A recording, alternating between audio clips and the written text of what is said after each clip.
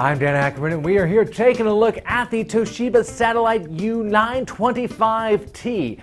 Now, that rather generic sounding name doesn't really tell you what this quasi-laptop does. I call it a quasi-laptop. It's really what we call a convertible, which is some sort of hybrid-like combination of a laptop and a tablet. In this case, instead of the screen flipping around or swiveling or rotating, what it does is the screen folds down and then slides over the keyboard, leaving you with something that is very slate-like. You see, the keyboard is hidden inside, and then when you want to use it as a regular laptop again, you put it down, you slide the screen back, and then you lift it up like this. Now, we've actually seen this before. Sony had one called the Duo 11 that was very similar. Its screen kind of more popped up rather than slid.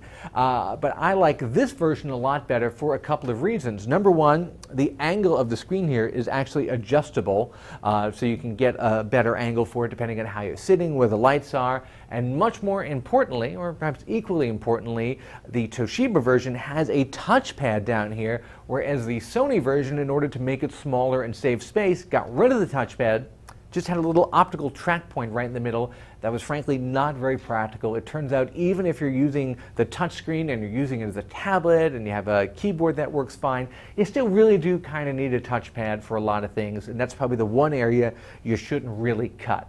Compared to a lot of the other new Windows 8 designed laptops and convertibles and hybrids we're seeing, this is actually reasonably priced. It's $1150, and for that you get a 128 gig SSD and an Intel Core i5 CPU, which means that it's basically on par with a lot of the other Ultrabooks that we've seen earlier this year. Maybe without the sliding screen and the touch screen, you'd probably pay maybe $899, $900 for something roughly comparable sort of component-wise. It is a little bit of a premium for this experience, but of the different convertibles and hybrids and sliders and rotating screen laptops that we've tried so far for Windows 8, this is one of my favorites because it's a little bit different. You get the adjustable angles there on the screen, and they manage to work in a touchpad at the same time.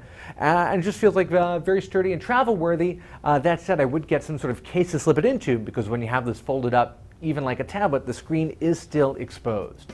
I'm Dan Ackerman, and that is the Toshiba Satellite U925t.